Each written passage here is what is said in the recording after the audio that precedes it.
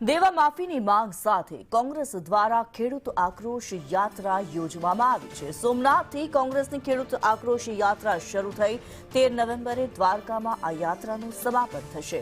જાહેર સભામાં ભાજપ સરકાર પર કોંગ્રેસ દ્વારા પ્રહાર કરવામાં આવ્યા છે। બહેરી મૂંગી સરકાર સમક્ષ ખેડૂતોની વેદના પહોંચાડવા આ યાત્રા શરૂ કરી છે। સરકાર પર ભારણ થાય તો કોંગ્રેસના એમએલએ પગાર નહીં લે તેવું કોંગ્રેસ દ્વારા જણાવવામાં આવ્યું છે। ઉદ્યોગપતિના દેવા માફ કરવામાં વાર નથી લાગતી। ખેડૂતોનું દેવું માફ નહીં થાય ત્યાં સુધી લડત ચાલુ રહેશે તેવું કોંગ્રેસ નેતાઓ દ્વારા કહેવામાં આવ્યું છે। રાહુલ ગાંધી પણ સૌરાષ્ટ્રના ખેડૂતોની મુલાકાતે આવશે। આ યાત્રામાં 150 જેટલા ટ્રેક્ટરો સાથે ખેડૂતો જોડાયા છે।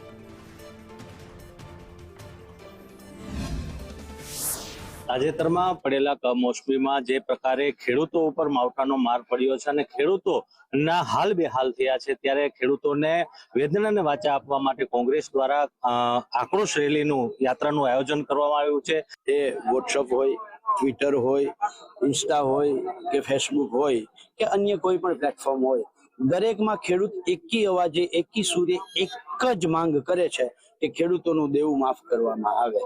માંગ કરે છે એની પાછળનું કારણ છે, ખેડૂતો પૂછે છે સરકારને કે દેશની તિજોરી ઉપર, રાજ્યની તિજોરી ઉપર શું માત્ર 5-25 સરકારના માનીતા ઉદ્યોગપતિઓનો જ અધિકાર છે?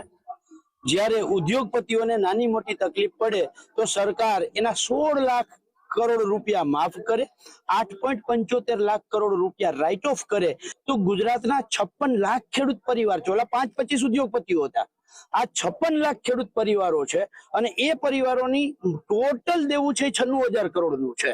તો જો 5-25 ઉદ્યોગપતિઓના તમે દેવા માફ કરી શકતા હો 25 લાખ કરોડના, તો 56 લાખ ખેડૂત પરિવારોના આ 96,000 કરોડનું દેવું માફ ન થાય? છેલ્લા 11 વર્ષમાં એવું થયું છે કે ખેત પેદાશના ભાવ સતત ઘટ્યા છે। દવા, ખાતર, બિયારણ, ડીઝલ, ખેત ઓજાર, મજૂરી એના ભાવ સતત વધ્યા છે। તો આ સરકારની જે ખેડૂત વિરોધી પોલિસી છે અને બીજી બાજુ કુદરત જ્યારે રૂઠી છે, સરકારે પાક વીમા યોજના બંધ કરી દીધી છે, ત્યારે ખેડૂતની જે છે કમર ભાંગી ગઈ છે। છેલ્લી 7 સિઝનમાં એ રીતે કમોસમી વરસાદ, અતિવૃષ્ટિ થયું છે કે એની સામે સરકારે માત્ર વાયદાના વચન કર્યા છે।